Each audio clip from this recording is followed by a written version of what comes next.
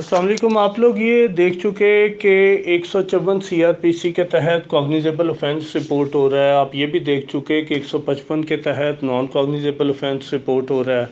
आपने ये भी देख लिया कि जो कंप्लेनेंट है 154 का, एक्चुअली वो ये बात कर रहा है उसके साथ या उसके किसी गवाह के साथ किसी ने कॉग्निजेबल ऑफेंस जो है वो कमिट किया है और उसके अंदर दूसरी पार्टी का कोई क्लेम नहीं है।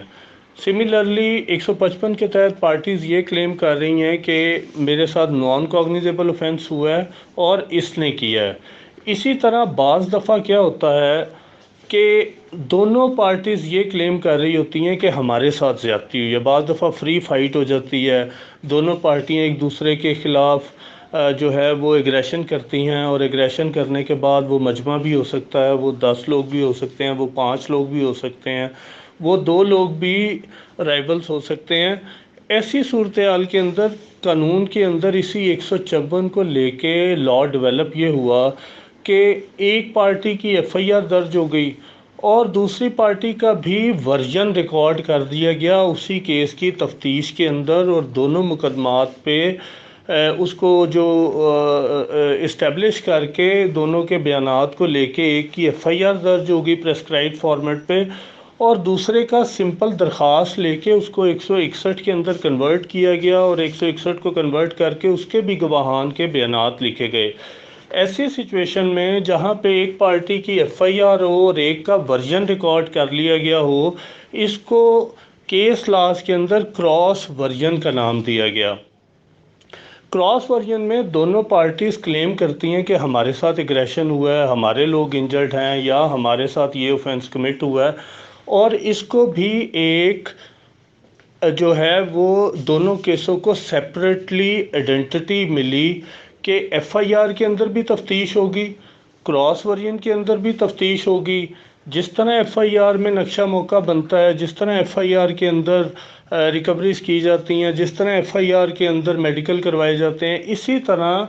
क्रॉस वर्जन को भी सेपरेट केस के तौर पे सेम इन्वेस्टिगेशन ऑफिसर डील करता है और डील करते हुए उसके अंदर वो भी वैसे ही 161 के बयानात लिखता है गवाहों के, वैसे ही अलग से नक्शा मौका बनाता है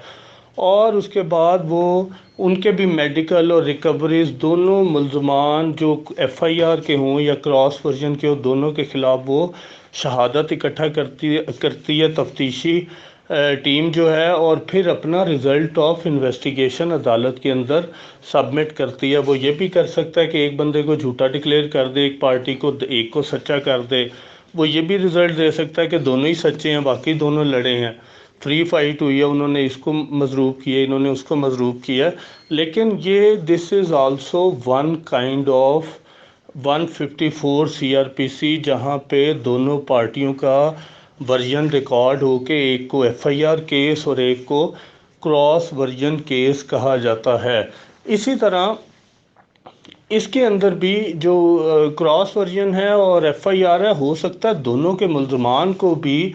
173 में रिकमेंड किया गया हो और अदालत को ये रिकमेंडेशन दी गई हो कि अदालत दोनों की शहादत लिख ले और उनके नज़दीक रिज़ल्ट ऑफ इन्वेस्टिगेशन ये है और अदालत दोनों की शहादत लिख ले और लिखने के बाद अदालत ख़ुद कंक्लूड कर ले कि कौन अग्रेसर था और कौन जो था was agreed upon. So this is another kind of 154 CRPC and it is called as cross version cases।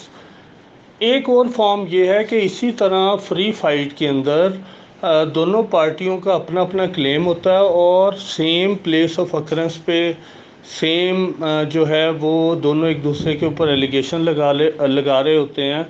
कि यहाँ पर इन्होंने हम पे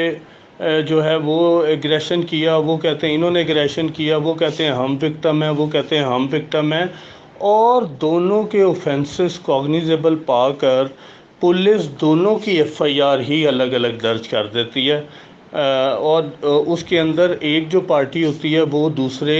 एफआईआर के अंदर मुलज़म होती है और अपने केस के अंदर वो जो है मुद्दई पार्टी होती है। ऐसे केसेस जिसके अंदर दोनों पार्टियों की अलग अलग एफआईआर दर्ज हो जाए, ऐसे केसेस को काउंटर केसेस कहा जाता है। اس کے اندر بھی سیپریٹ رپورٹس 173 سبمٹ ہوتی ہیں اور اسی طرح دونوں پارٹیوں کی ایویڈنس ریکارڈ کی جاتی ہے اور اینڈ پہ کورٹ یہ الگ الگ ججمنٹ سے ڈیسائیڈ کرتی ہے کہ کس پارٹی نے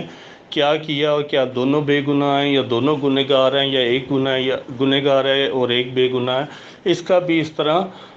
جو ہے وہ ججمنٹ دی جاتی ہے. So these are also concepts of 154 جہاں پر ایک کراس ورژن کی صورت میں ریکارڈ ہوتا ہے اور ایک کاؤنٹر کیسز کی صورت میں ریکارڈ ہوتا ہے. سپریم کورٹ آف پاکستان کی مختلف ججمنٹس بھی ہیں اس ٹاپک پہ جس میں کراس ورژن کو بعض دفعہ ریکوگنائز بھی کیا گیا، بعض دفعہ کراس ورژن کو ڈکلیئر کیا گیا کہ اس کی کوئی لیگل اینٹی نہیں ہے،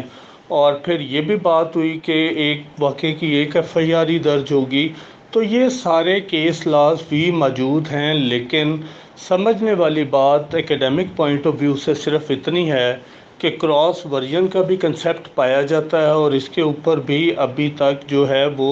ان فیلڈ ہے، پریکٹس کے اندر یہ چیزیں چل رہی ہیں. اور کاؤنٹر کیس تو خیر ہے ہی الگ ایف آئی آر. سو